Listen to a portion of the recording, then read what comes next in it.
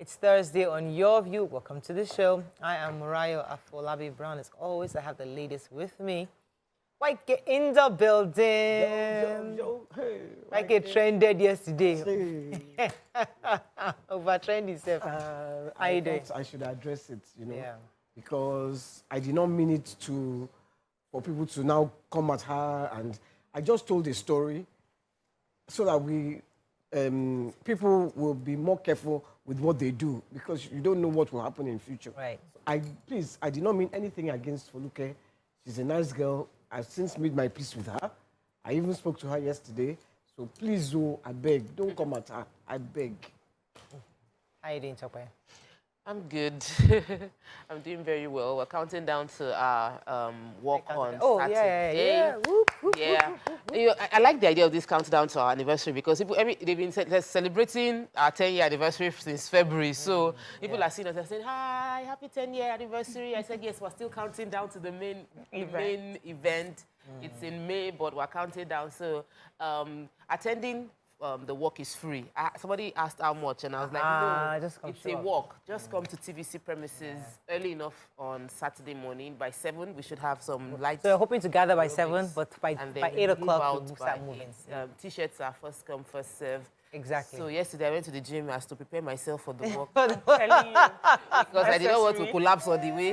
Let me test my strength, So it'll be nice to see everyone hang out, just take pictures, and generally talk about. And the t-shirts are limited. We don't have so many. We only have about 100. So it's first come, first serve. Yeah. I'll get. No. How are you doing, Mariam? I'm fine, thank you. I love your hair. Thank you very much. Tell me you're going somewhere. Thank you. Yeah. Somewhere. I'm somewhere. Anyways, so tomorrow is the book reading I have in Ikorodu. I'll be reading to a group of children. You've been talking about that in for a while. Community. Yeah. I was invited by Lend a Hand Africa.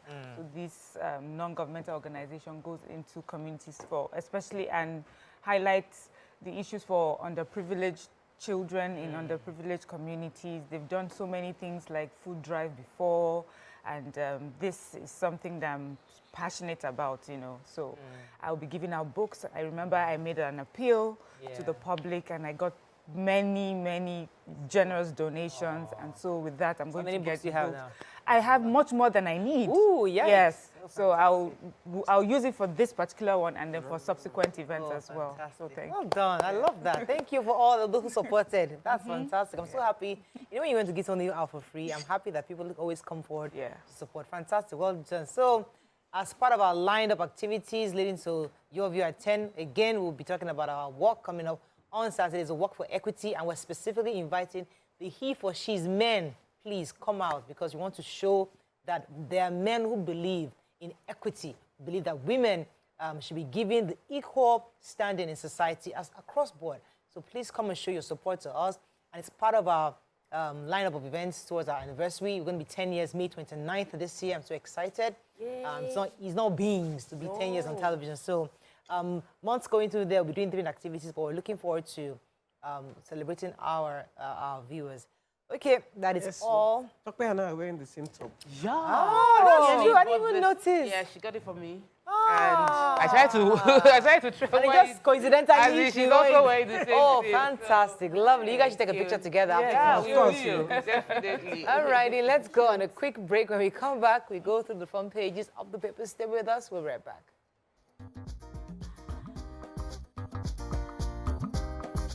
Stay tuned. Your View will be right back. All right, we're going to start with the nation. DSS warns interim government plotters of their consequences. Tinubu, my mandate's best birthday gift from Nigerians. NPC, Nigerians won't answer religious-related questions during census. Banks worried over low cash deposit by customers. Musician Portable faces police probe. Incoming governors unfold agenda for states. FEC okays 24.2 billion naira for free internet in airports and others. All right, which story are we starting with? Okay, I have banks. Banks are worried. They say that there have been low deposits from customers, and we know that where there are low deposits, it would affect the lending ability of banks. That's how banks perform their businesses. We bring our money, we put it in the banks, and then the banks use it to, give us loans and other things, and that's how they also make their money. And they say it is a direct result of the Emefiele crisis. Right. And although they're saying that they're a bit optimistic that as more cash is flowing and people are getting more comfortable, that they would go back to where it used to be. But they're saying that even people who used to use banks have now begun to keep their money away from the banks because they shocked us. And so we hopefully, Nigerians will go back to using the banks, but that's good for the banks. But I'm hoping that it means that when we create policies and want to implement them, we think about the long-term multiplier effect on the economy generally and even on the business of the bank. Because at first it seemed it's Nigerians' problem to handle it. Now we're seeing how it's affecting the banks themselves. A story last week where Emefiele was saying, well done to the fintechs and for doing the... And I was like, should you be even saying that? Do you know how many people's money has been hanging? Don't even talk. Just keep quiet. And be efficient. And be praising who? What are you praising them for? Anyway, they reminded us that he apologized for that. So that we remember the apology. Also praise them as well. Because you took the story, I was watching from home and I was very upset at the time.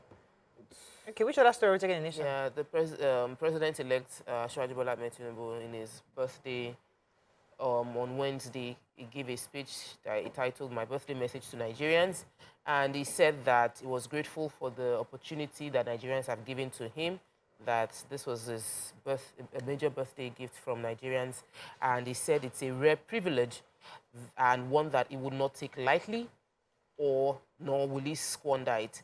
He also mentioned that I will instead use this day as an opportunity to reiterate my commitment to the great and important task of rebuilding our nation, renewing hope of the Nigerian people. I campaigned hard and made promises. Those promises were not mere words professed glibly or cynically to win support.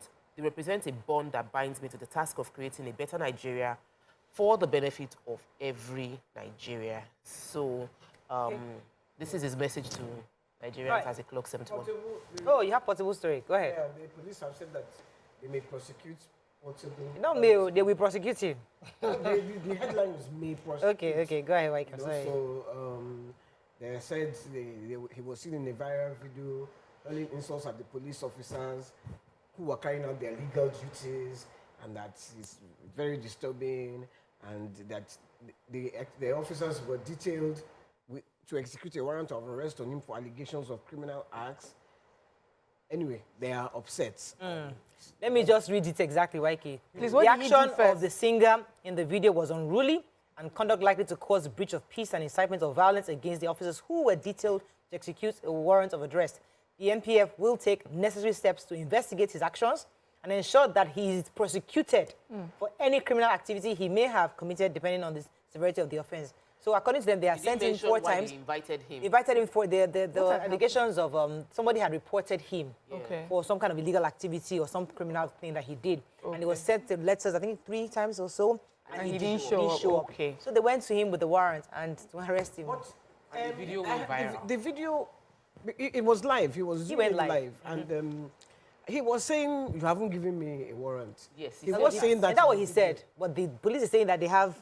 And if they didn't, so when they were doing the video, why didn't they show us the warrant at that point? That's also important. Well, when you're police, you don't I don't know.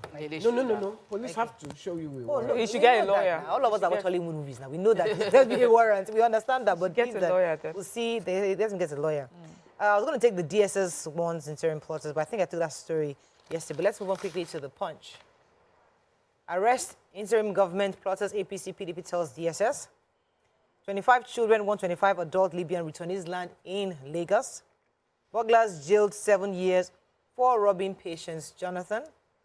Whitney Christian school workers trial begins today. Ramadan election riggers, Yahoo boys fasting in vain, says clerics.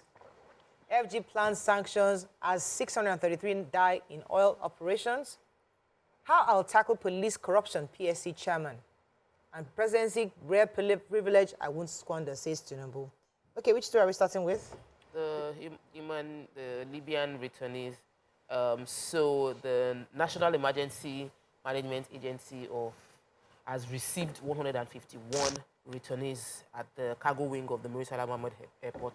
They came back from Libya. There were about 71 adult female. 2 of them have medical condition, 10 female children, about 7 female infants. This was this return was assisted by voluntary repatriation by the International Organization of Migration. And I'll just want to finally quote what the Director General of NEMA, represented by Adenike Ogunkule, he said that the NEMA chief assures returnees that the federal government will support them, but they are appealing to Nigerians that are seeking greener pastures to be careful when they are trying to move abroad, because things like this might happen where they are going to isn't conducive for them to stay and they have to come back. There were also 4 male children, 5 male infants that were brought back from Libya. Sad, but I'm happy that at least they're back home. Okay, let me go on a quick break. When we come back, we'll continue with our review. Stay with us. We'll be right back.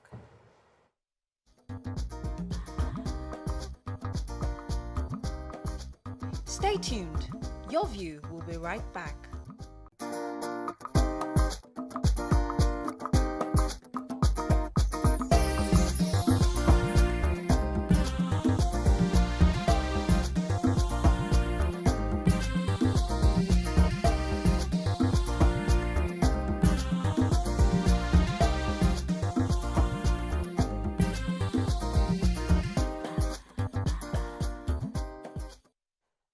Thanks for staying with us. So still on the DSS story, the DSS spokesman, Dr. Peter Afunaya, was saying that the service considered the plot being pursued by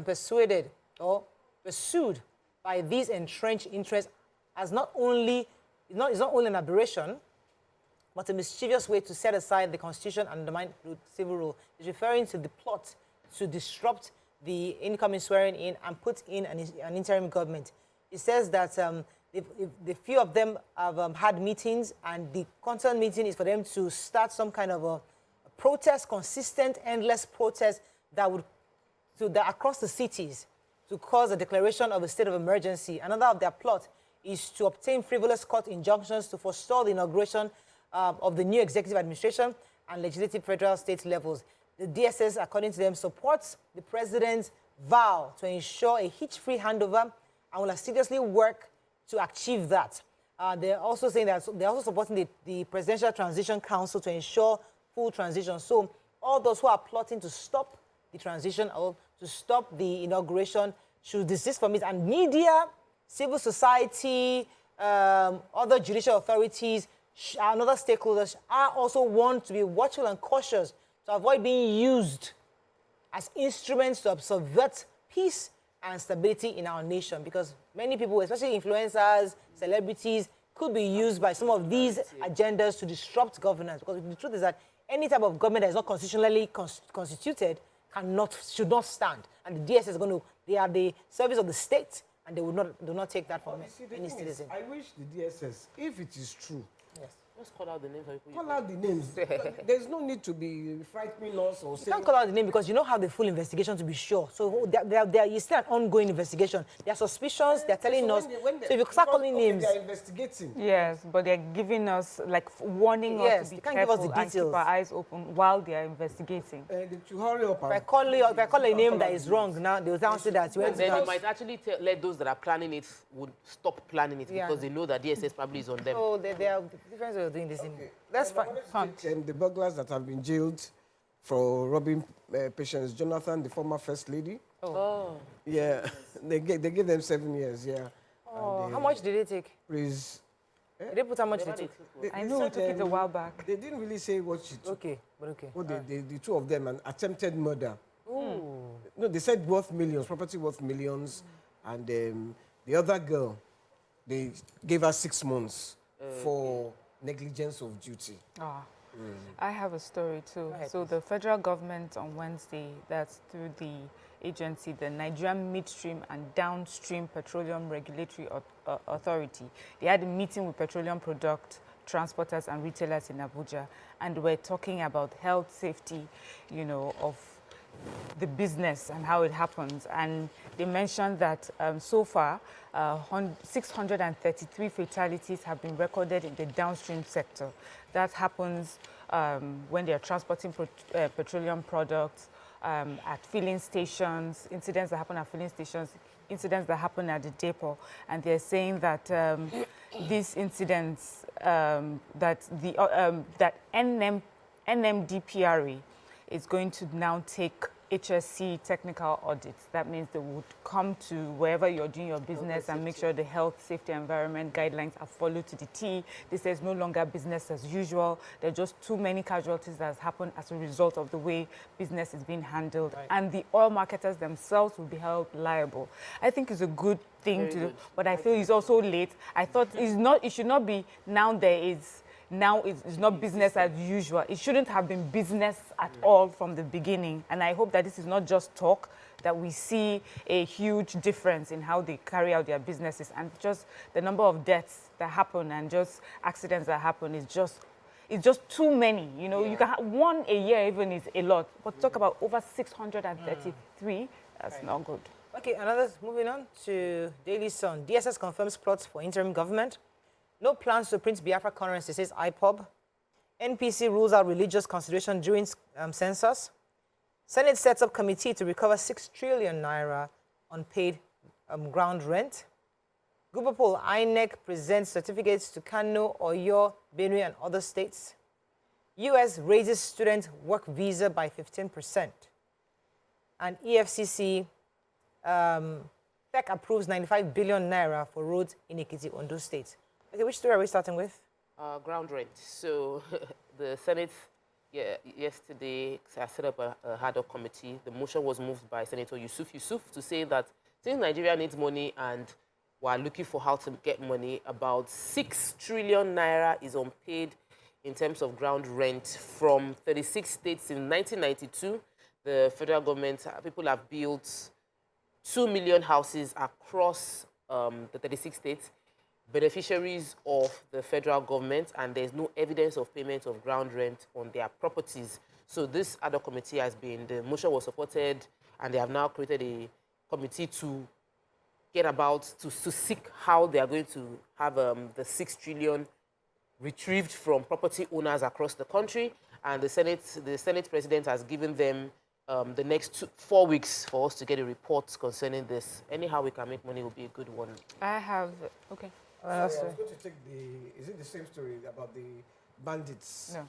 Huh? No, not the same story. Okay, the bandits that kidnapped 60 people 2 weeks ago. They've executed 5 of those people. They first demanded 200 million, then they reduced it to 100 million. And they haven't been able to pay. So they raped 3 women and released them to go and tell the people, we have executed 5 of the people. And amongst the people, a retired police officer, Mr. Moses Tanko, another serving police officer whose name they couldn't talk, a Yoruba guy, an Igbo guy, and a Baggy were among those, abducted. I don't know if they were killed. But they have said if they don't pay the 100 million, they will continue to kill them. So the people in the community are begging, please come to our aid. All right. It's a very sad story. Yes, I have the National Population Commission trying to refute some stories out there. You know, we are talking about census that's going to happen in a few months. So first of all, they're responding to this audio tape that's gone viral. That's asking Muslims in Nigeria that the census is a way of them to canvass information on their religious information and their affiliations. And then they are now in the video is telling Muslims not to be part of this census or resist anything that has to do with questions about their religion. So MPC is saying, I have to just read exactly. They said, for the avoidance of doubt, the Commission wishes to state unequivocally that 2023 population and housing census will not canvass questions on religion and religious affiliations of respondents.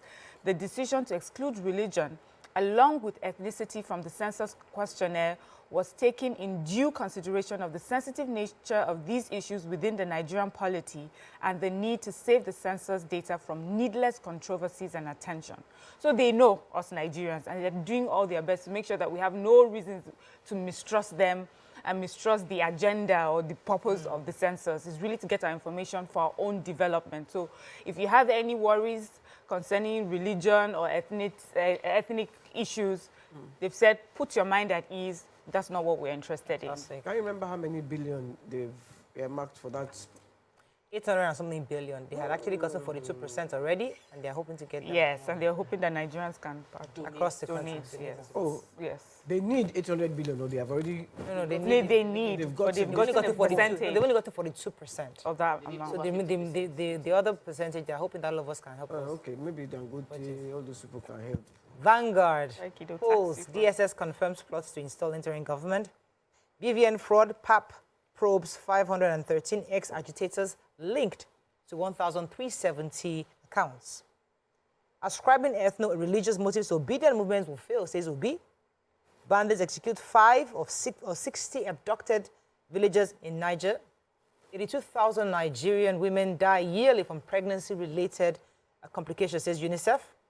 Tinubu's victory rift in Afenifere as Fashion Royalty falls at Adebanjo. U.S. hikes student, tourist, and visa fees by 15%. APC governors express confidence in Tinubu's ability to turn Nigeria around. And Buhari swears in ex-IGP Arashi as chairman, Police Service Commission. Let me start with the United States visa increase, because that one many Nigerians are concerned about jackbuying.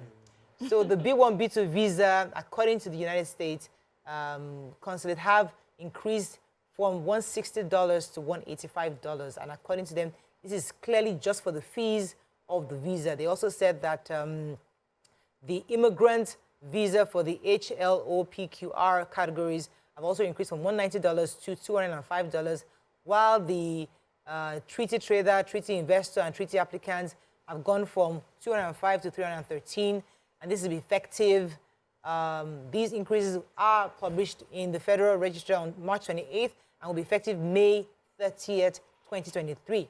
So those are the new costs, and says they are actually specifically based on actual costs of providing the NIV services and are determined after conducting a study of the cost of these services. Okay. So all you Jackbarians. If they refuse you the visa, will they give you your money back? Of course not, YK. This is still discussed. It's a major issue. That has never been refunded, YK. It hasn't been refunded for any other. They should refund like 50% or something since it did not go through. Please, I'll take the story of a BVN fraud that was uncovered by the Office of the Presidential Amnesty Program. Apparently, about a few people, some people did not get their funds, only for them to discover when they investigated that 513 names were linked to 1,370 accounts. Each month, they are getting 65,000 naira as stipends, and one person had 30 names attached to his BVN. So we're seeing a bit of benefit of having BVN, but 30 names had been receiving money. That's 65,000 naira times 30, and it's coming to one person's account. Very, very wrong. Very, very, and there are many other people. No, they couldn't have listed the 513 names, but these are 513 people that are taking the advantage of getting money that belongs to 1,370 people. We the people. Money that will have gone around the community. Government is not amnesty providing program. for the people. You know? That's what happened in Jonathan's really time. bad. Yes. Jonathan had the, is it Ewing? Or was that one that was given? Yeah. For young people, they were giving money to youngsters. Guess what? They took the money to jackpot. They used the money to do other things. Some used it for judiciously, but others just so they try to do something. But you see, governance is both ways. If you just say it, I will be shocked. Anyway, we have to run. Government, where did they come from? Nigerian trip. We have to move on. I'm not sure we have time to. Is there any story that really jumps at you? Story. Designing. What happened to designing again? Anyway. Leave her alone, I beg. Did you see the amount of money we are talking about? We have to go. We have to go.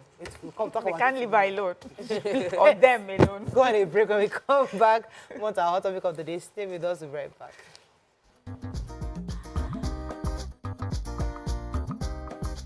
Stay tuned. Your view will be right back.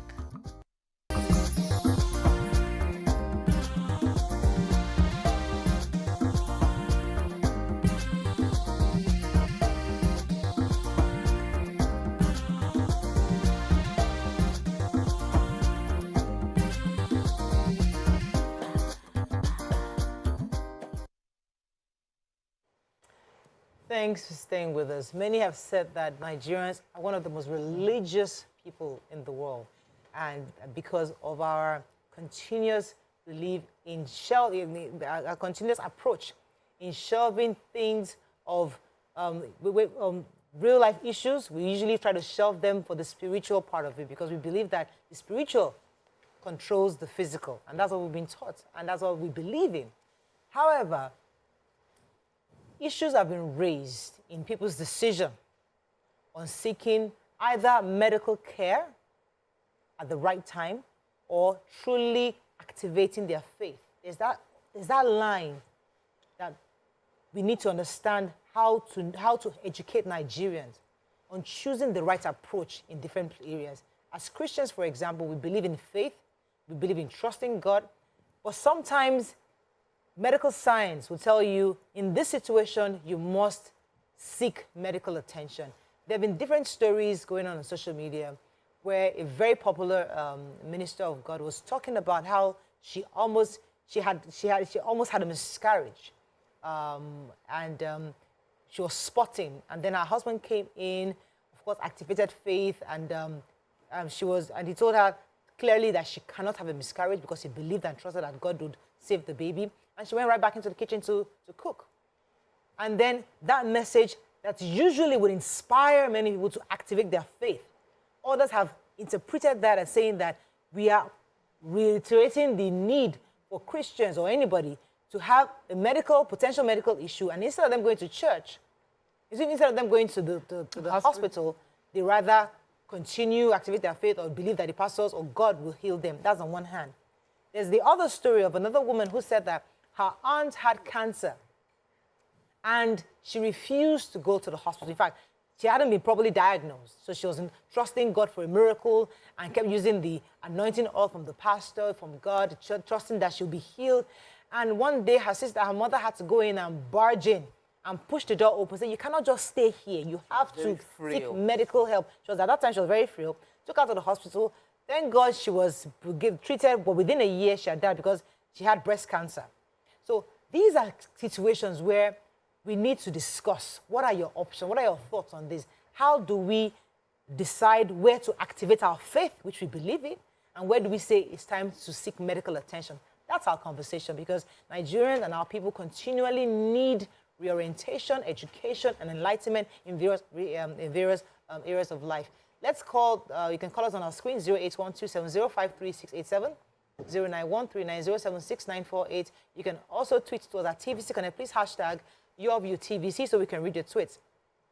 Let me come to you. I mean, we've all faced these scenarios where, we truly believe that God is the healer and is the ultimate healer, and that's the truth, But some will say that this same God have also equipped the doctors to treat. So we should also seek that as one of our options. What are your thoughts? Let me start with you, Tope. At what point do you think that we should seek medical attention versus activating our faith? I don't even know. I don't think there's a line in between. So for me, I go to a church that my pastor is very rational about taking advantage of technology that God has given. It's a God-given gift to take advantage of technologies. But there are several testimonies people have shared. Someone will say, somebody said I wasn't pregnant, it was fibroid, I did not remove the fibroid, and I gave birth to a baby girl. I would have removed the baby girl. We hear this testimonies. Somebody is bleeding, and I put my hand on my stomach, and the bleeding stopped, and then I gave birth to a child. So after I had my twins, I waited 3 years, and I said, I'm ready to, I took out the family planning. Even before taking it out, I prayed. I started eating healthy, took out family planning, prayed, named my child, prayed, and then I got pregnant. So I felt like divine. Yes. And as I got pregnant, all the symptoms, I was vomiting, which is my usual. I could not eat. I was so frail. Perfect. We'll soon get over it in first trimester. So I went for scan at 12 weeks or thereabouts. And they said, there's a sac, but there's no baby. And I was like, no. I removed the family planning. I prayed. I have been eating healthy. I have symptoms. He said it's called blighted ovum, that they would advise I do evacuation. I took the report. I said, this is not my report. This is not the report. You know when they say in church, whose report would you believe? I will believe the report of the Lord. So, and we have a pregnancy fellowship in my church. I went to fellowship, and there are several testimonies of fellowship. So I prayed, and I was still having symptoms. I said, let me go and do a stronger prayer. So I went to MFM, booked a room, sat down in the room and prayed, quoted all the scriptures quotable. Right inside the premises of MFM, I started spotting. Because I was still thinking, at least I'm not seeing blood, so the pregnancy is there. My dear sisters and sisters in the Lord, I spotted all the way home, went to the hospital and had the evacuation done. And a few months after, I got pregnant again and had my son, baby, Samuel. Okay. So I realized that sometimes, and at the point in that praying and all of that, and I saw blood, I just had to tell God, like, see, you are still God. If this blighted ovum comes, if I see the blood, you will still remain God in the situation, and I would just go to the hospital because I started feeling serious stomach cramps. But I allowed faith I was using faith and all of that. And so somebody would say, I did not have enough faith. I've shared the story somewhere. Somebody was like, your faith was not strong enough. If your faith was strong enough, you would have been able to overcome. And people will start victim shaming the person who is going through a challenging health situation. It is extremely bad for for God to have given us the intelligence to produce technology, produce medical interventions, and we would not take advantage of it, and we lose lives because we are forming. I am trusting God. God has given us technology. I would say take advantage. Yeah, I mean, let me come to you, Mariam, because these are hard conversations to have, especially as a Christian. When you know that you have to trust God in the most. I have also heard testimonies. I have an aunt. She's probably even watching.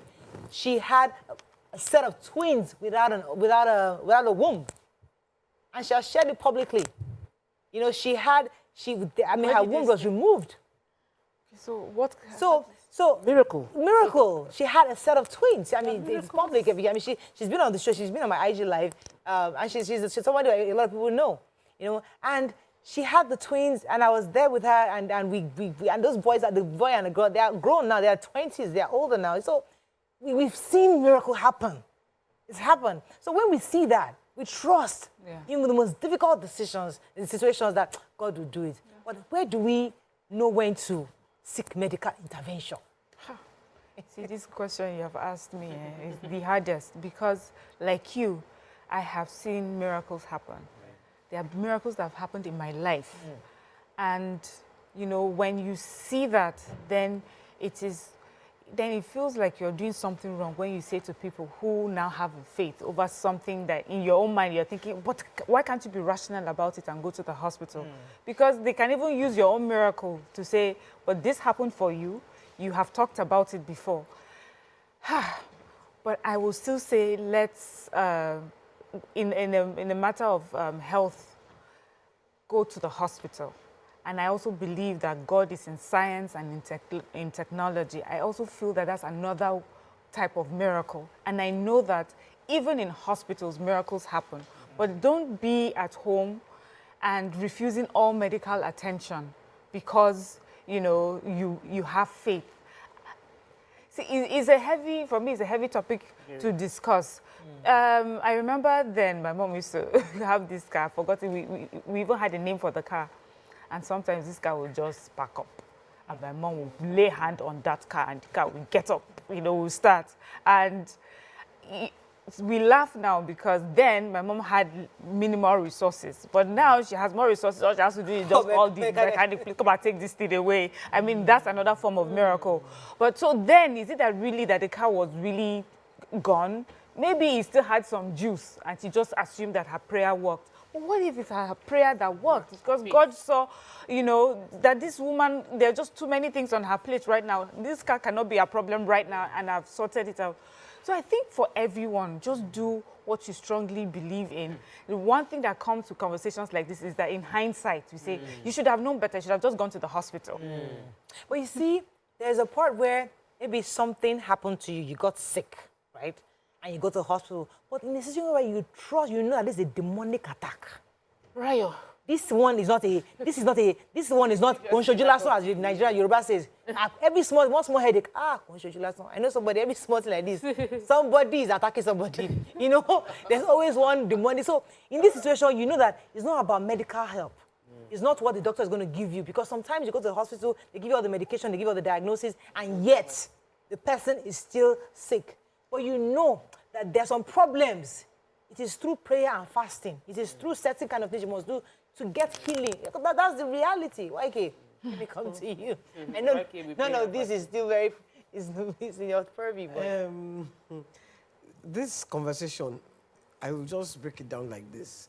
The Creator made everyone in the Creator's image. So we are like the image of the Creator. That's the Bible, yeah. I think what's Bible? It's your Bible, yeah. I'm just telling you that you're quoting your Creator from the Bible. But go ahead. This is what you believe, and I've quoted it for you. Yeah. When you take your child, you know, to your child that doesn't know about God, you are God to your child, because you are the be-all and end-all of that child's life. And you take your child to school. What do? You leave him with the teacher, him or her with the teacher. The child will be crying, no, mommy. You must go and you will study that study. I will come and pick you later. So you have given the person that has the power to teach your child how to teach your child. The same way the Creator has given the doctors that knowledge. Go and study. Go. So when you are sick, go to the doctor. You are not going to... that's not the work he gave the pastors. He gave the pastors the work to help you spiritually, yes, to help you to keep your faith. Yeah. So, and to be faithful to whatever religion you believe in, whatever religion. That's wisdom, YK. And I think but the pastors too are equipped to help with deliverance when there's a demonic attack. Because usually demonic attacks usually come in the form of illnesses. But we'll talk about that after the break, because I know this is a very difficult conversation to have, because we're all Christians and we're believers here. But when we come back, we'll continue this and take some phone calls. Stay with us, we'll be right back.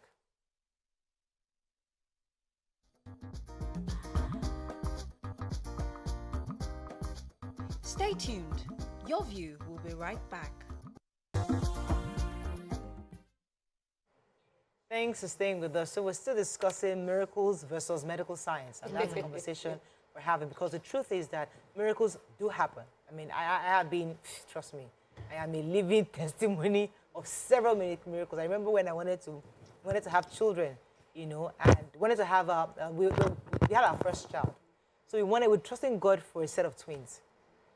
And I just wanted twins. And my husband also wanted twins. So we just didn't really talk about it. And then we went to Daddy's, I think it was Daddy's birthday. I can't remember what year it was. Daddy Gio's birthday. And it was during that period, he was saying, babies, praying for babies. And I lifted my hand with my husband. I said, Father, Lord Almighty, I want a set of twins. I didn't know what he was praying for. I didn't know, he didn't know what I was praying for either. And after the prayers, I asked him, what are you praying for? He said, I'm praying for twins. I said, oh, that's what I prayed for too. And miraculously, the next year, we had a set of twins. So I trust, that's a miracle. That's a miracle. But now we're talking about medical science. Now, medical science is now, where even though you're trusting God for a miracle in a certain situation, the question is that, is going to the hospital the same as not trusting God again? Yeah, so that what you just said, that is the real problem. Many people feel like once I go to the hospital, it means I don't trust God, that I'm seeking other alternatives. That's wrong. God performs miracles through medical science. Like, for miracles, the fact that you are healed through using a pill is a miracle. There are miracles through medical science. Miracles happen in several ways. People do IVF, and the IVF has a high failure rate. Yet, the fact that yours went through is a miracle. So, medical science itself is a miracle. God gave it as a miracle to us. People were dying of malaria until somebody performed a miracle of finding about quinine. And then the miracle now became, we've watered down the miracle. But at a point in time in the world, quinine was a miracle. The fact that herb could cure and avoid death was like, this is miraculous. You have performed the miracle. God has sent you to us. Let me take this call from Pastor Charles from Social Molu. Good morning, Pastor Charles. Pastor Charles, are you there? I think I lost him. Yes. Okay, so I think one of the reasons also people struggle with faith or miracle and science is that we have heard people say the people that perform, that do all this, that have created all these advancements in science and technology are not even Christians. They don't even believe in your God. So you are now taking your own faith that you believe in God to the hands of those that don't even believe in your God. So that is where the dilemma is. Like, I'm leaving those who believe in God to those who do not believe in God because they have something else. And so we think about it as when even us as Africans, when they say, you say you're a Christian, but you're going to go and cook something in a pot and bow before, you know, a shrine. But someone sent a message, says, faith is also believing that science will work for you. After all, we've seen it fail. It says, key verse, Jeremiah 8:22. Is there no balm in Gilead? Is there no physician there? Why then is there no healing for the wound of my people? And because of their unbelief, he couldn't do any mighty miracles amongst them. So just like Tokwe has said, if you believe, your faith also would allow for science to work for you. After all, science, they will deploy all the scientific things and you still not work for something. Let me share you a funny story. So when I got pregnant for my twins, I saw my husband were trusting that there were 2 boys. Okay. So we prepared the names Michael and Gabriel. So we're so excited to have 2 boys. We trusted God that 2 boys. We went to my aunties that had 2 boys. We asked them to lay hands on my tummy. There are 2 boys. I went to church. Pastor laid hands. You know, we did all the Christian things to do, trusting God, praying. So when the sex, I know after a few months you can now check the sex. The doctor said it's a boy and a girl. We said, we reject it in Jesus' name. God, we reject. We kept rejecting it. When it was, the doctor told us it's boy. Okay. He said we rejected it. So when it was about a month to the delivery, I was just going for a checkup. Because after the first time we heard that it's a boy and a girl, we didn't ask again. We don't want to know. We just don't ask any doctor anything. Let's just trust God that 2 boys, trusting 2 boys. So when it was like a month to, we're hoping that by then God will have done the miracle. So I said, sir, so what is it, boy and a girl? Well, is it 2 boys? He said, sir, is it 2 boys? He said, no, it's a boy and a girl. He said, no, sir. That I reject it. Sir, it is 2 boys. He said, ma, you can reject it all you want. What me I'm seeing, It's a boy and a girl. I said, sir, I am also telling you that God has told me that it's 2 boys. So don't tell me the report I don't want. I was there fighting with the guy. Until when the babies now came, we had prepared Michael and Gabriel. So we're ready for, so first child came Michael. Waiting for Gabriel. You had Michelle. You know, Gabriella. So in fact, when the baby was coming, when I was a girl, I had to call mommy. Which name are you going to give me to one? Because they now give us Michelle. But the point is that sometimes we trust God to the point where we think that, but we're not God's mind. We don't know what God has in store for us. So we keep thinking that it is what we want, and God would give us. So you have been talking about your miracles. I Googled the Nigerian doctor, Dr. Olayinka Olutoye, the trailblazer who performed the radical operation on an unborn fetus in America. That is what you call a miracle. That's a miracle. That can be. For the mother of that baby, he had a rare disease, and the doctor performed that miracle on that. She will forever say it is a miracle. And I think that the Creator, the forces, used him to perform that miracle. Okay, let's wrap up on this. Let's take the comments and let me take a call. Okay, let me take this call. I'll come to Yakub. Are you there? I'm here live. You're live. Go ahead, please. Yeah, and good morning to everyone in the studio. Good morning. I think we are talking about religion, spirituality, and health. Muriah, I think earlier you mentioned attack, if I don't make a mistake, or demon or something. You see, you can get miracle from anywhere. It is not particular, it is not still down to church or to mosque alone. I have, let me share experience with you this morning. Some time ago, I left my house in the morning to my working place. Getting there, after like 2 hours, I don't feel okay. I feel like, what is wrong with me? And I said, okay, maybe I have a sleepless night that I needed to sleep. I go back home to go and have a sleep. I got back home, I couldn't sleep. Morayo. I said, okay, what next? I went to one notable hospital in Dr. here. I wouldn't like to mention the name. So one big hospital here. One getting there, the doctor said that he needed to admit me. And then I was admitted in that hospital. Morayo. I spent 1 week. The second week, what is wrong with me? It was not, there's not any changes. It was to work. And I called the doctor. What is really wrong with me? The doctor, you know how they are doctor now, he brings all these big drama. I said, okay, what did I need to do? You know that I now call one of my friends. Come, I've been sick for the past 2 weeks. And then I'm here in hospital. There's not any changes. He said that I should give him like 2 or 5 minutes. After this guy called me back, he said, what are you doing in hospital? It's better you left that hospital now immediately. I said, okay, I called my brother. I couldn't even move. If I want to eat myself, I couldn't see. Anytime I want to eat myself, my eyes will blind. You get it? So I moved from that hospital. I got home. Do you know that my friend now said something? Something like looking like a powder. Morayo. I'm heading to something. He now told me I should use that powder like this. But when I apply this very particular powder thing, I don't know what is made of for that powder. It is like that powder is what makes what is wrong with me. And then immediately after I use it, within 1 hour, what is wrong with me for over 2 weeks that doctor cannot be able to ascertain my illness. Didn't vanish.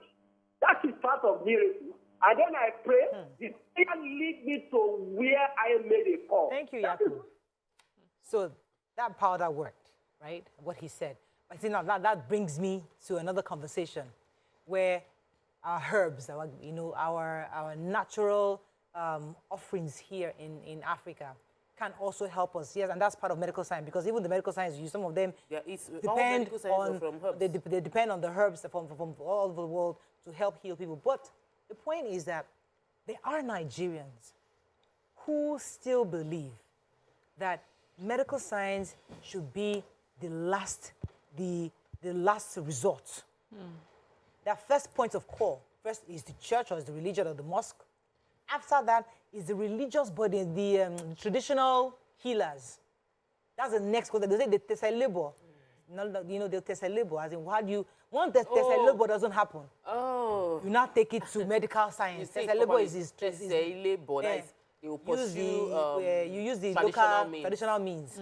Because so we are here talking as if, you just go to the hospital. Many people don't just go to the hospital. I would have thought it was the other way around. That people will first go to the hospital, then when the hospital cannot explain it, then they label. I will give you my sister's experience. We did medical, and the doctors, as I've said many times here, they did rubbish. And we now took her to a herbalist after. And he said he couldn't do anything. He said because they had already cut her open. So there was nothing he could do. And he sent us away. So maybe that is why some people try the medicine as the last option. Yes. Because sometimes when... There's a principle to do the traditional one. Yes. So you don't want to have messed up with that principle to get the help. Let me take Pastor Charles. Good morning, Pastor Charles. You're live. Hello? Good morning. You're live. Thank you for calling. Go ahead, please. Yeah, I'm a first-time caller. Welcome to the show. Yeah. I want to contribute to... Please do. Discussion this morning. Yeah, I want to summarize it. Yeah, I want to summarize it this way. You're listening to yourself on TV. Go ahead, please. Yeah. Okay. Don't demonize doctors and don't make doctors your God. Okay. Right?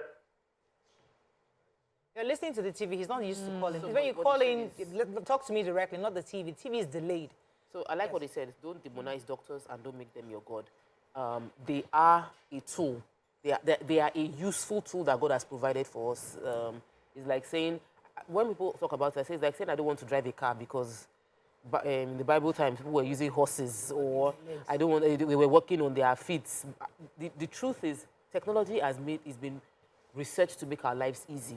God did not give us a table, He gave us trees. God didn't give us clothes, He gave us leaves, and we now use the leaves to create cotton, and then we made clothes and created fabrics. So for everything we were given in raw form, our job was to create miracles that would have been a big deal then. Clothes would have been a big deal then, and then it now becomes a normal thing. Let's take advantage of science and...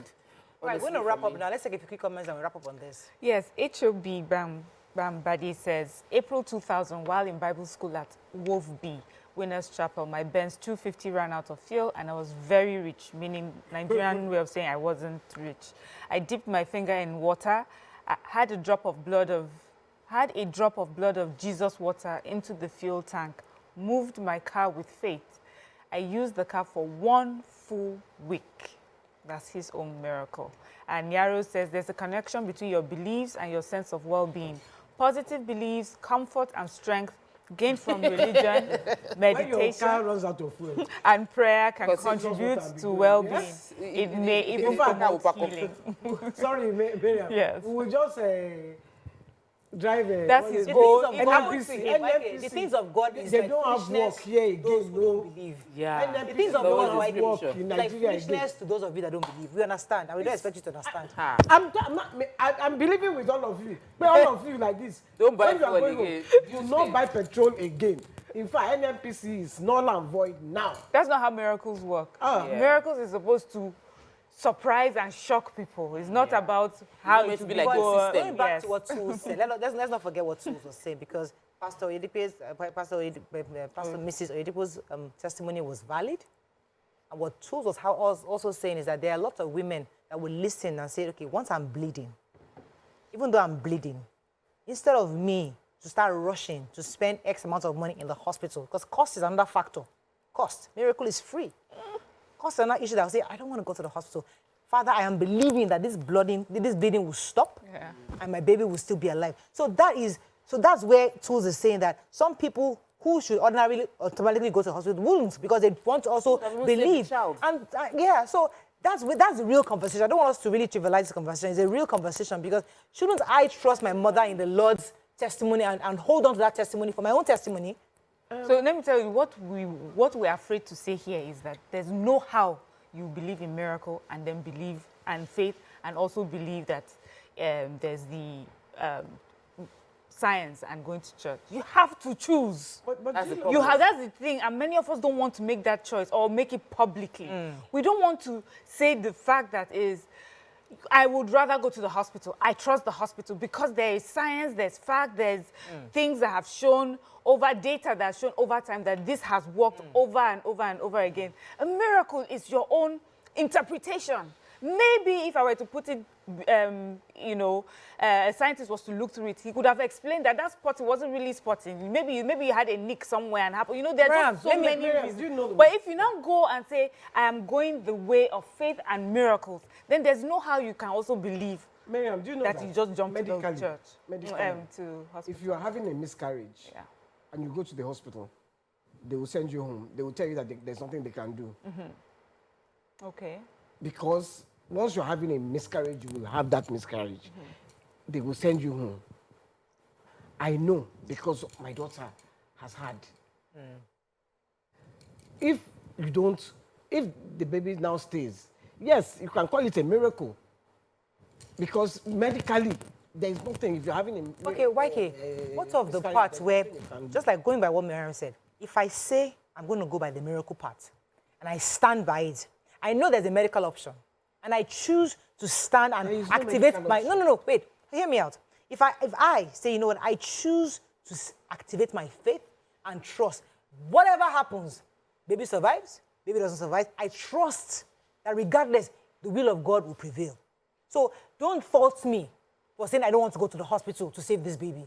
I want to go, I want to believe and activate my faith. If God says my baby, fine. If God doesn't save my baby, so be it. That was not his will. And I stand by that. Isn't that something also acceptable? Can the state therefore prosecute me for not going to the hospital because to save that child? I mean, these are things that we see abroad where... children don't allow children get blood transfusion because of religion and the child dies, Yes. people that they could have just given them a liter of blood would have saved their lives. And then you say, my religion so doesn't you allow, permit it. so that's somebody's right. It's your right to choose the religion you want to believe in. It's your right to say, I want to go by my faith. I don't want to go medical. So can we therefore respect people's choices that this person does not want blood transfusion?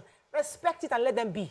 Please, Adiola Kazib says, I nursed wound on my leg for 5 years when I was in Nigeria, thinking it was a spiritual attack. Then I went to the UK and the wound healed within 2 weeks. What healed it? Did I don't know. Fresh air or something. You see, that's why I brought miscarriages. It's a different if you need a blood transfusion. And you say, oh, I'm not going to do the blood transfusion because I believe. And then the person now loses their life, or the child loses their life, and then It was their choice. because you have chosen, and then you start going, God, why did you do this to me? No, it's God's wish. No, it's not God's wish to kill your child.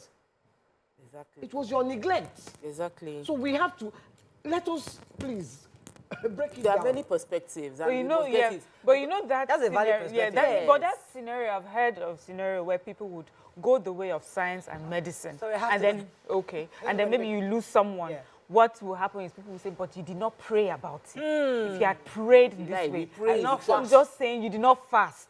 God You is in unbelievers, medical that's what science. happens because you don't trust in God. you Let's don't go have on faith. a break. I wanted to wrap this thing up because I don't think we can adequately finish no this answer. conversation. There's But so there's no many answer to people. this. Yeah. Let's wrap it up when we come back. Stay with us. We'll be right back.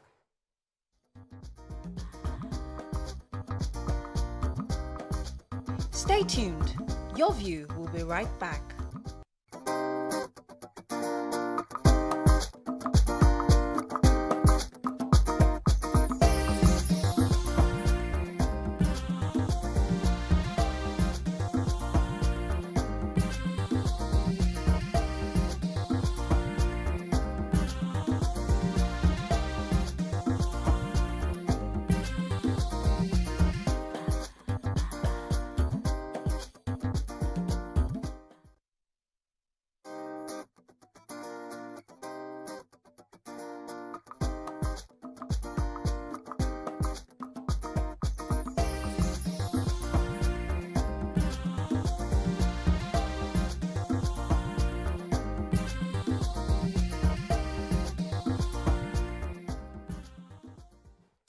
Thanks for staying with us. So as we're wrapping up on this topic, let's take a few comments on social media. Yes, Mariam. Busolami Ogundoli says, I suffered with diabetes for years, believing God for divine healing. Daddy Gio laid hands on me, but by my faith, just as Mariah believed for twin boys, was that I will be healed divinely. But God did my miracle through medical science, 2 organs transplant within 3 months on a waiting list. That's how he got his own miracle.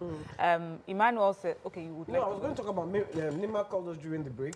Yes, she was talking about her own miracle too. Yeah, she had thought that she was going to lose. In fact, she had lost a lot of blood, almost looking like a baby blood. So she, in her own mind, she had lost the baby. And then she had to go to the hospital, where she was put on bed rest for a few months. Eventually, the baby came. So the miracle happened. So in the hospital, her own miracle happened in the hospital. Then she was, even though she wasn't praying about it. It just so happened that God just saved her through the. So miracles can come directly through the medical science, through from God through the medical science. That's how Yes, medical science would not work without the fact that medical science works is that it's a miracle in itself. And until we stop that, until we draw the line, you know, Mariam was saying that there's this invisible line, like if you go to the hospital, it means you don't trust God. If you trust God, you will not go. That line should not exist in people's minds. Many Christians have accepted the fact that if I go to the church and I trust God, if it doesn't happen here, go to the hospital. it's okay, I'm fine. Whatever happens to me there. There is wisdom. You will not by yourself. Jesus, in tempting Jesus, they did not say Jesus should. The devil said Jesus should jump down. The angels will catch him when he jumps down. Of course, the angels can catch Jesus when he came down, but he wouldn't tempt God. So it's like you deliberately tempting God and saying, I know I am sick. There is a condition that is going on. I will refuse medical help because I want to just trust God. That's tempting God. For me, I have been in a situation where they told me, and you don't do anything. Oh, your PCV is very low. You are expecting twins. You are going to have blood transfusion.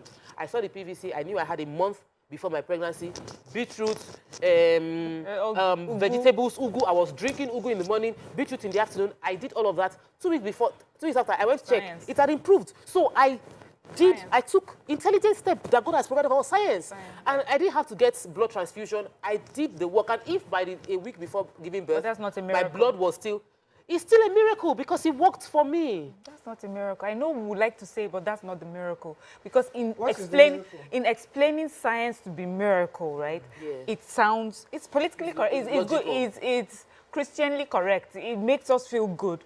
But the way miracles are explained is that it defies logic. It defies rationality. It does not make sense. It should not have happened.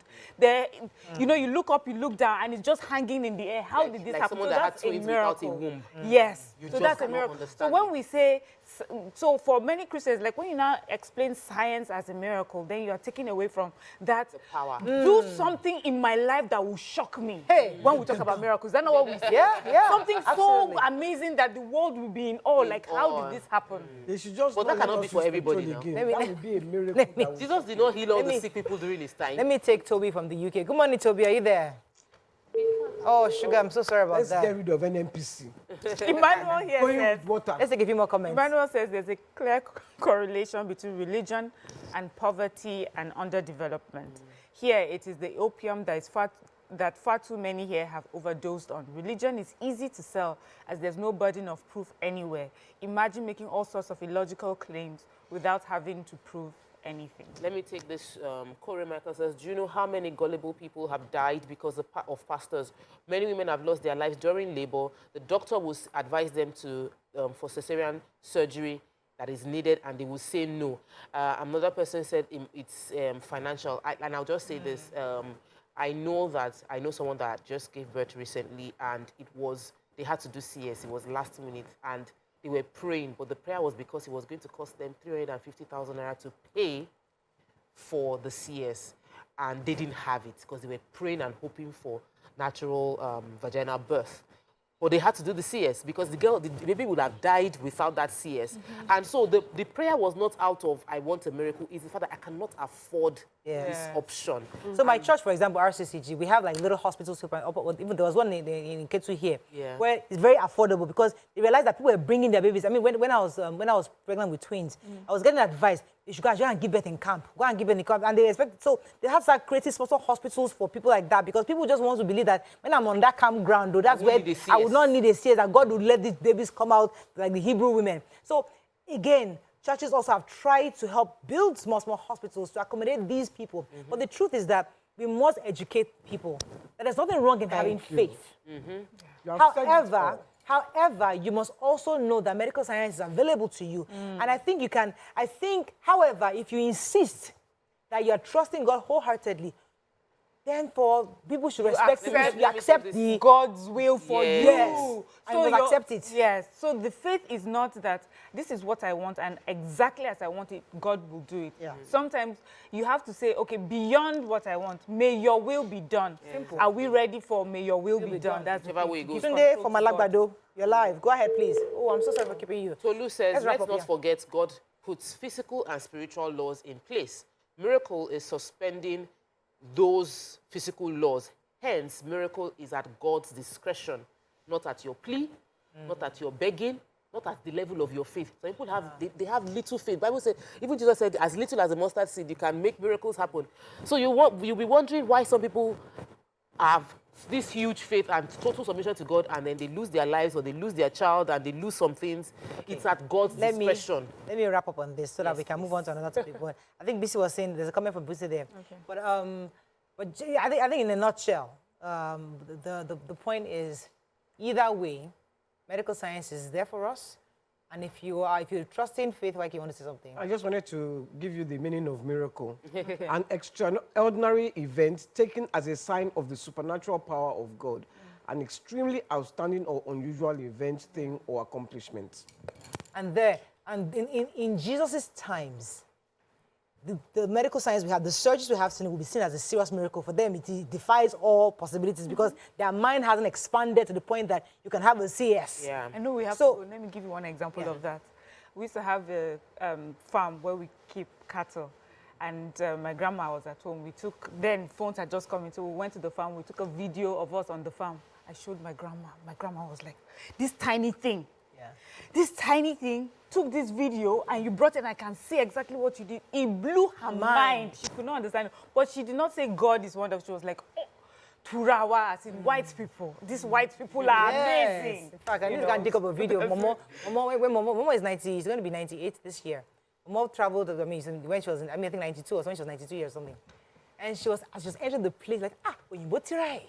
That's what she was saying to Shelana. When you both right. But her mind was just blown. She went back. She traveled alone in the plane by herself. She couldn't speak a word of English.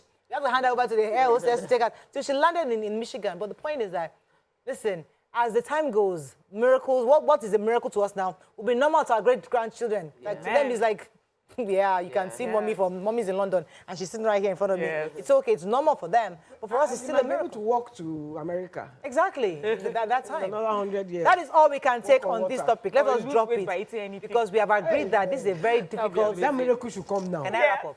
Sorry. Wrap up. I know, she said I think we need to lose weight. That miracle. Hallelujah. We want that miracle. Okay, I'm told I have one final call. I wanted to do a topic, but go ahead. Good morning, are you there? Hi, good morning. Hello, how are you? Hello. Welcome to the show. You like bright and happy colors. Yes, go ahead. Oh, it's a pleasure getting through today. Okay, I went talking about miracles. Can you hear me? Yes. Okay. Talking about miracles, I've got a miracle that happened with me. My first child was by fear. By the time I was 10 months later, I had an ectopic that went so wrong that for about a year, I couldn't actually have contact with my husband. It was really bad.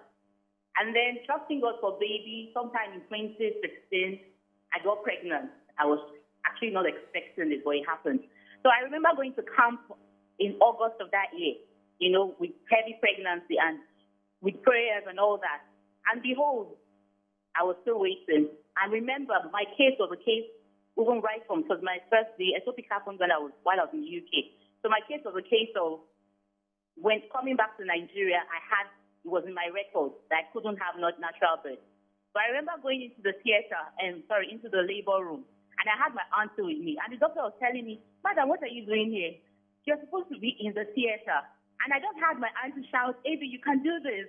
And all I said was, "God, I just need that mustard seed faith." And in less than 30 minutes, my son came forth. So I want to say, yes, there are miracles. But, it's a miracle to even have science work for us. Thank you very much. I just got a message here. In fact, I'm not sure we can wrap up this topic because more messages are coming in.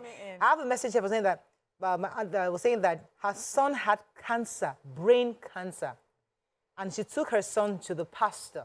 He laid his hands on her, on the young boy, and the cancer disappeared. These are real life stories, though, not made up. It's not film trick. So that's why, and somebody sent me a message here, and I'm not sure he wants me to mention his name. He says, Mariah, miracle is where science ends and God begins. I don't like when you put it that way. Do you understand? It's not where God begins, because God is in the fact that the science working for us. It does not matter. Because when we say that's where God begins, then we are invalidating everybody that believes and uses science procedures. But God is in everything. It is at God's discretion to use the spiritual. And it's at his discretion to allow you use the physical. And there are people that they would use that physical, and God is willingly smiling and permitting these physical laws to work for them. But when we say these statements, we make everybody that has pursued physical solutions, scientific solutions to their medical problem look like they did not have faith in God. And that is why people die. You said that as a good Christian. Because there are atheists that follow science laws follow science, and in fact they follow it because they don't want it to have anything to do with this God that you're talking about. And so and so for some of people who have moved from the fact that they didn't believe in God to believing in God is they have used science didn't work for them until a miracle happened, and they're like, I've seen the science. It did not work. This can only be something and a power beyond science. So. I remember too that my accident, I lost 6 inches. It crushed.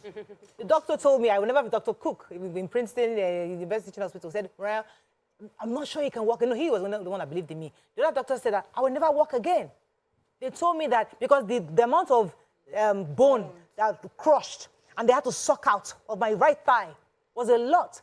And they assured me that there's a strong possibility you cannot walk again. I was on wheelchair for months. But one doctor, God used one doctor to tell me that he knows I'll walk again. And it took years for healing, eventually walk. And when I remember the first time I took my first step, all my family were all excited for me.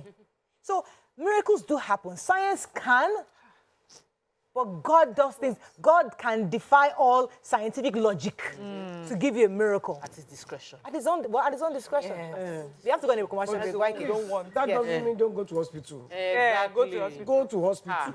Okay, I have to wrap up. Can we finish this topic? Yes, we are done. Okay, we're done now. Let's go on a break. We'll come back. We'll try to hand and do another topic. Stay with us. We'll be right back.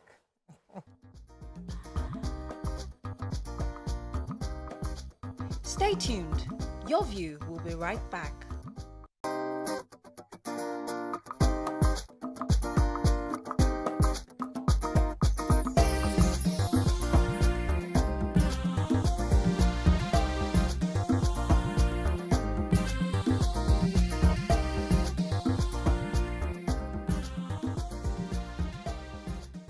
Thanks for staying with us. So I really tried to end this topic, but I think people still want to talk about it. So let's continue because now I have the caller, Wakil from the UK. Good morning, Wakil. Are you there? You're live. Go ahead. Yeah, I'm here. Thank you. Just a quick one. I just want to say two different things. The miracle and the faith or belief are quite different. Like as a Muslim, you know, it becomes a sin. Even, you know, if some people think because of your faith, oh, I'm not allowed to drink alcohol, and then you are ill, you'll be offered a medicine that contains alcohol. If you don't take it, it becomes a sin, even if you die. See, that is in Islamic faith. And my own miracle, I want to emphasize it. Sometimes when I believe miracle happens, people have been to hospital. Doctor give them, say, oh, it's only got or some hours to live. Then even themselves, you know, for possibly someone pray or people pray or something, a miracle happens, somebody survives beyond that. That's all I want to. I didn't hear everything. It was a bit muffled. Thank you very much, Wakil. So let's talk about children. It involves children, especially their dependents, and sometimes they don't get to make a decision. So, for example, your parents say, "Oh, we are part of this religion, and you cannot go for medical. You can't when there's an issue with you, we pray about it. We don't go to the hospital." And you start telling children that, because I've seen cases where kids are informed, are told that don't go to, we only pray and we trust God. That's what we do in this family. In that kind of situation where you're faced with a child refusing to take medication, can you call, you know how in abroad you can call the state, you can call government to come and to question the parents. But in Nigeria, Nima is not on the show today. Do we have laws protecting children where in this kind of situation, and what are your thoughts, in fact, that should we pass this on to our children? If it's our faith to believe that in this situation, God heals. And because we have that belief, our children too, at what point do we pass this on to kids? So I think the children are 100% responsibility of their parents, mainly in Nigeria. In the US, all those other countries, children are ward of states, you know. So the state takes ownership of the child. You are just a custodian of the child, and if the state feels you're not managing the child well, they can take the child away from you. That is not really, it might be legal, it might be the structure in terms of the books in Nigeria, but it's not the practical thing that we see. And I've heard of cases where a child has diabetes, and she was telling a nurse that we don't use drugs in my house. We don't use drugs in my house. We pray, and my daddy will lay hands on us and we'll be healed. And that is the upbringing they are giving this particular child. Now, would he have... Was that wrong? It's because a family can believe and say that's our belief system, and it works for them. So, can somebody... I'm in that space where I cannot... It's not my place to say what is right or wrong, but my hope is that we don't find ourselves in a case where that mindset leads to the death of someone in that situation. I have, I think this person is from Apostolic Faith Church, this church here. They don't use drugs, but they are big on eating healthy. They are big on lifestyle. They will tell you to take fruits. They make sure, like it's a thing, it's a culture within the church that you eat healthy. You are constantly doing things that create an environment that helps you to be strong so that you don't fall ill to to the point where you need drugs. So that's their own model of God has given us all the necessary herbs. I didn't know that. Through, yes, they don't. Totally. They use, what do you call it? She was what I've been about turmeric, about the fact that ginger turmeric can help with reducing blood pressure. They know all the herbs that you can use to help. And it is something that is well circulated within the environment to ensure that our people don't fall that ill.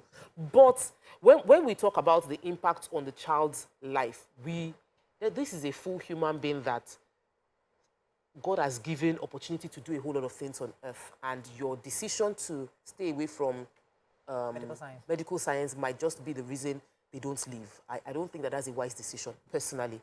But the parent is responsible for the child, and they're able to determine how the person will go ahead with their life. I even refuse to believe that the parent is the owner of the child. You are still a custodian. It's a human being. A child is a human being. It's not, so you are given, God has given you that child. Better treat it with responsibility of a human being. Don't say because God has said, can you come? Then they have given you that thing to look after. If they didn't give you... Well, the child can go to school. Okay. And let me take this call. Come to you, Mariam. Michael from Lagos Island. Good morning, Michael. You there? Good morning. You're live. Go ahead, please. There's a story I want to tell that has to do with something like this. There's this man where I was living one certain time. He was sick. So in the morning, I think he was fighting in his drink from what we gathered. In the morning, when he woke up, we tried to rush him to the hospital. His elder brother came. We had already taken him out. His elder brother came, chased everybody, and threatened to lock anybody who was involved with his brother, carried his brother back into the room, and was praying for almost 6 hours. After he was done praying, he came out. The man had already died. His fist was clenched up, and he just walked out and said, "We should come and carry the dead body and bury it." So the thing is, it is not wrong believing in God. But if there's a way you can make it go to church, pray. Meanwhile, you can come and pray in the hospital. The doctors are not telling you not to come and pray in the hospital. So shouldn't that guy be prosecuted? Yeah, they said he can be arrested. Somebody just posted on... the elder brother, I don't know what happened to him after that. Yeah. Because he said he's his younger brother, and he has every right to be his brother. He came and prayed at the end of the day. Thank you, Michael. You see, I mean, as I said, we are evolving as a nation. All the countries we look up to have probably been through this phase where people, the witches are hanged and they perform exorcism. They've had that phase in their life where they believe in demons. But now they've evolved to a nation where the laws can protect you.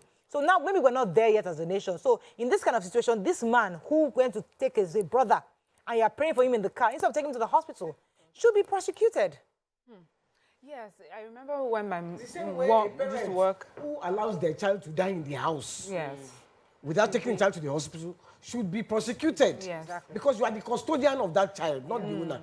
So I remember when my mom used to work in the hospital, one of her frustrations would be, you know, there's a certain group of people, Jehovah's Witness. I know that they don't believe in blood transfusion. And I remember, you know, a few times when it would really hurt her, like frustrate her. You know, for her, it was black and white. You know, you did not need to think too much about it to make the right decision. But also, she says, when you look at the people making the decision, or parents, it's not coming from a bad place. It's not because we hate our child and want our child to die. It's because of years and years of belief. And this religion has worked for us in so many other ways. Should we now abandon God now because we want to? So she says, you know, it's not like you're talking to someone who has decided to be negligent. You're talking to someone who believes in their faith and believes that if I make the mistake of going off my faith, I will lose my child. If I make a mistake of committing the sin against my faith, I would lose my child. So it's hard to then, yes, the law will go ahead and prosecute you no matter what your intentions are. But, you know, it's hard to call out people who are custodians or parents who you can see that this is being done out of love. And, you know, we're talking about evolution and the role that states should play. Yeah. Yes, we are at the point in time now where it seems that government is on the right side, which is make sure you vaccinate your children, make sure you give, you know, the immunization and everything. Government seems to have the right things in place. But we're also moving into another phase where people are saying, you know what, government is pushing us to give our children a lot of sugar. in our food, in everything we give our children, especially abroad now, they're having this conversation. The school lunches you give our children is not healthy. Our children are eating lots of sugar. I want to take my child out of school. We're going off-grid, where we're living out in nature, so that we protect our child from. And that parent who is doing the right thing now, logically, will be prosecuted. So how far do we want to go? How far do we want the state to go in handling our children's well-being? Let me take this call. Abosede from Dr. Emu, you're live. Hello, good morning. Good morning. Thanks for calling. Go ahead, please.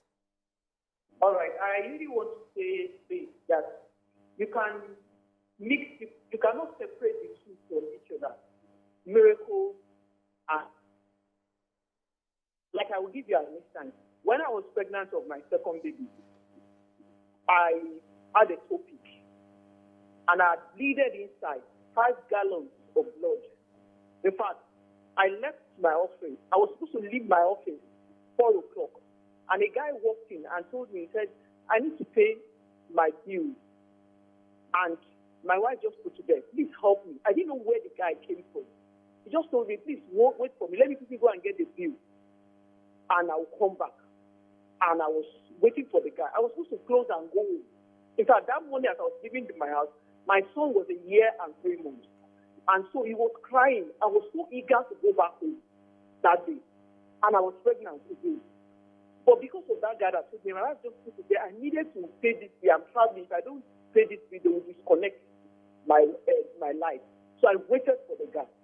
And before I knew, my stomach started turning me. And before I knew, I was rushed to the hospital. And I was told in the hospital that it was God that saved me. Before I was taken to the hospital, it took me like 20 minutes or 30 minutes. The guy didn't come back. If I had not waited for the guy, I would have been in the box when that thing would have happened. But I was waiting for that guy. And I believe it was a miracle. Because for the guy that kept me in the office, I would have been inside the box, and nothing would have happened. Because by the time I got to the hospital, there were 3 doctors that operated me. And they said the last doctor that came, who was a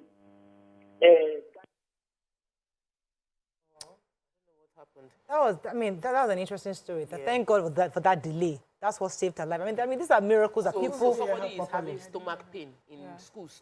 Children know they have stomach pain. They are laying hands on each other's stomach inside the school instead of going to seek medical help. You know this thing we're doing. And it's a good culture to let a child know to pray. I'm a firm believer in prayer, but I also feel like many times in African context, in Nigerian context, we pray because, one, it is expensive to go to the hospital and we cannot afford it. Many people, that's the reality. Their faith is based on, I can't afford anything better. The person that used faith to move his car for 1 week was because he didn't have money. If he had money, my pastor says, don't pray for there to be light. Just simply buy fuel and switch a generator.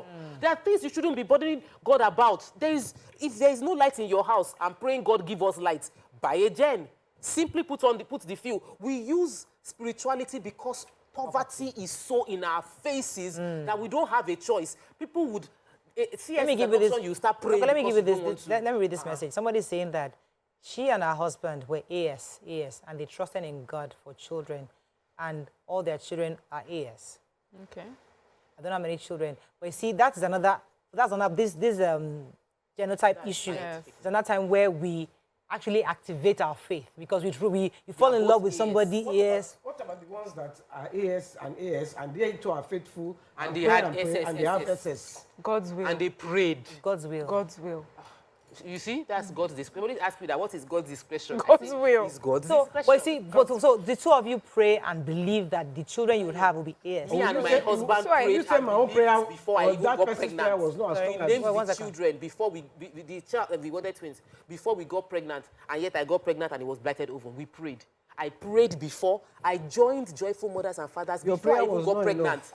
My prayer was It was your prayer that gave you the twins eventually. No. But I'm I think saying, the way we should look at it, now that we're all saying, I think the way we should look at this miracle is not by our prayer. Exactly. It's not our righteousness. It's God's discretion. It's His will. Either we let it or either run it. No, shows mercy.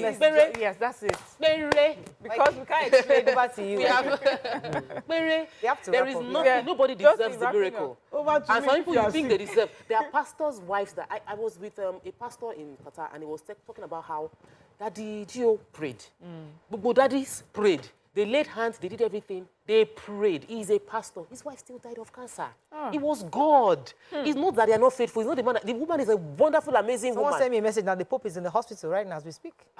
So it's not about anything like that. It's just God's will. It just chooses sometimes to have mercy I have heard on. it's a web Daddy Joe himself said that somebody was sick, right? And God asked, they asked him to come and pray for them. This was many, many years ago. He prayed for the person, and as he was praying, the anointing was flowing, but he stopped. He felt it. He felt it. That this is not going to happen. That he kept praying, but the thing flowed, and it kept stopping at his ear. And he was wondering, what's going on? Because he doesn't know. So there's only so much a human being can do. It's God that has the healing. So you can't say, oh, it was a miracle. God did not heal you, or God. It's only God that can decide who should be healed or who cannot be healed. My own is, if you are sick, go to the hospital. Please.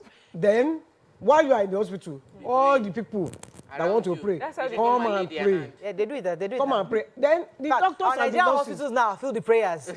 All the ward you see, rooms. all those ones, if left to me, I will drive them away. Why? Let my family come and pray for me. Your own work is to treat me with science, Oh, yeah, not of to course. pray for me. Of course, yes. And that's the mistake Yeah. that we make. Yeah, the nurse, what is your business with the prayer? Even in the hospital, You nurse. doctor will tell you that where we are not right to now, treat me. please go and pray. Yes, Like, I that mean, we- Nigerian hospitals, they'll tell you, Yes. doctor will tell you, pay. There's only so much I can do. Even abroad There's only so much I hospitals, can because do. they know faith helps. Because even they've done placebos. They've given people things that are like just And it's the sugar faith, pills. yes, faith and their is get faith healed. makes them get healed. Yeah. So even science relies on your faith. We all must believe that this thing is going to happen for it to happen. So there's that element. But the fact that we now suspend science and the proven skills that God has given doctors over the years, and we said that we're going to suspend, we're going to disbelieve all of this, we will not do this. When my mother was sick, every day in a prayer, in the room next door, every day prayer, like that, everybody was just bringing their pastors and everybody, we're all just praying and trusting God. So I think both can work hand in hand. Yes, and just like that too, we need to add what we've done with our cultural beliefs and our herbs and things like that, where we have demonized it. Terrible. It's time to look into it and find the knowledge that we have there and combine it with science and prayer. That's so that why we can even have a broader I love that option. NAFDAC woman. I have a Yes. concern with that, Professor right? Adeyeye. I have a concern with that because it's not regulated. And sometimes those things can be a problem. So when you take, many poorer homes will take their family first to the herbalist, trusting. But there's issues where things get complicated. So we shouldn't abandon them, that's we what should we're empower saying. them to do So more, now to is the research time more. to, instead of demonizing them and just throwing them and leaving them for only the poor people, let us take them into the classrooms. Let's take them into research. Okay, yes. Yeah, I believe in them. That's why I didn't catch Koro. And if I caught, nothing happened to me because I was taking Agbo. See, okay. Like I must not catch you in the hospital. Any God forbid you are sick. She will never be sick. Why God is forbid. strong? Must not catch Amen. you. But, no, I don't pray to be ill, but I will go to if I'm very ill and I don't pray to be ill, I will go to the hospital. Yeah. I will go. I think that is all we can take. Are there any fantastic And I'm not saying I won't use herbs. I will use People are herbs. saying that I shouldn't have used discretion. I should say God's will. So God's discretion, God's will. Okay, God's will. Yeah. Just got some breaking news now. Yule Duchess' first son, Cam Deli Chukwu, is dead. I'm so sorry about that. This is, really, really painful situation. Very. Nobody wants to lose a child. This is a news just coming to us right now. It's to be unfair if we don't mention it. We're just seeing the messages right now. Yule Duchess is an actor in Nigeria, and he's just saying here that he lost his first son. May his soul rest in peace. We don't know what happened. Amen. Details will come later, but honestly, nobody wants to ever bury a child. And this is such a painful situation.